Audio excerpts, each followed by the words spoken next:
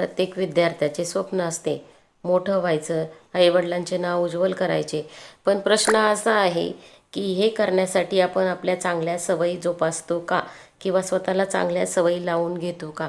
यासाठी आज विद्यार्थ्यांना गुड हॅबिट्स आणि बॅड हॅबिट्स लिहिण्यात सांगितलं. एका पानावर गुड हॅबिट्स लिहा आणि एका पानावर बॅड हॅबिट्स लिहा. गुड हॅबिट्स लिहिताना आज सकाळपासनं संध्याकाळपर्यंत मी कोणत्या चांगल्या गोष्टी केल्या, आणि बॅड हॅबिट्स लिहिताना आज माझ्याकडनं कोणत्या चुका झाल्या हे लिहायला सांगितलं. याच्यामुळं काय होतं माहिती आहे का, विद्यार्थ्यांना थोडंसं आपल्या चुका पण समजतात. आपण विद्यार्थ्यांना भरपूर मोटिवेशन करतो, सांगतो, ते त्यांचा प्रश्न असा असतो की ते तेवढ्यापर्यंत ऐकून घेतात. एक लेक्चर संपलं की सगळं पुन्हा विसरून जातात. तर कधी कधी प्रॅक्टिकल वर्क देणं फार गरजेचं असतं मुलांसाठी. ॲटलिस्ट त्यांना ते समजतं. मी कधी कधी मुलांना सांगत असते की तुम्ही तुमच्या चुका शोधा व त्यावर आपण काय करू शकतो, थोडंसं सोल्युशन तुम्ही पण काढा, म्हणजे तुम्हाला कळेल की आपण कुठं चुकतोय, आपण का चुकतोय, आपण ही चूक सुधारली तर पुन्हा ही चूक आपल्याकडनं झाली नाही पाहिजे. अशा जर प्रॅक्टिकली वर्क घेतलं तर बऱ्यापैकी विद्यार्थ्यांमध्ये इम्प्रूव्हमेंट आढळते आणि थोडंसं त्यांनाही त्यांच्या चुका कळतात. आणि यामधनं एक असं होतं की स्वतःच्या मनाने लिहिण्याची विद्यार्थ्यांना सवय पण लागते आणि त्यांचं लेखन कौशल्य पण वाढतं.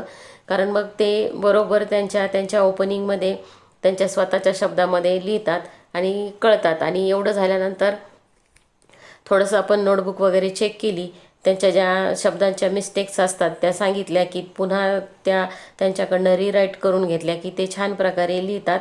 अशा प्रकारे विद्यार्थ्यामध्ये बऱ्यापैकी सुधारणा घडू शकते. तर कधीकधी हाही प्रयोग विद्यार्थ्यांसाठी करावा लागतो. कारण काय असतं की स्वप्न जर मोठं असलं आणि सवयी आपल्या छोट्या असतील तर यश मग आपल्याला लवकर मिळत नाही. पण जर आजचा निर्णय आपला योग्य असेल आणि आपण आपल्या चांगल्या सवयी बदलल्या, आपल्या चांगल्या सवयी कायम ठेवल्या, म्हणजे ज्या चुका झाल्या त्या चुका परत होणार नाही याकडं लक्ष दिलं तर नक्कीच यश हे विद्यार्थ्यांना मिळतं आणि त्यांचा त्रासही जरा कमी होतो. जर आपल्याला आयुष्यात यशस्वी व्हायचं असेल तर ह्या चांगल्या सवयी प्रत्येकानं बाळगल्याच पाहिजे आणि डिसिप्लिनमध्ये राहिलं पाहिजे. विद्यार्थी हे एन्जॉय करणारच, पण त्यासोबत ज्या चांगल्या सवयी आहेत त्या सुटल्या नाही पाहिजे. त्यामध्ये सातत्य हे असलंच पाहिजे. एक छोटा प्रयत्न जर रोज केला तर तो एक दिवस आपल्याला नक्कीच मोठं यश देतो. आणि आपल्या कोणत्या चांगल्या सवयी आहेत आणि आपल्या कोणत्या चुकीच्या सवयी आहेत ते बदलण्यासही लवकर चांगल्या प्रकारे मदत होते. व्हिडिओ आवडल्यास लाईक, शेअर, सबस्क्राईब करा व कमेंटमध्ये तुमचं मत नक्की कळवा.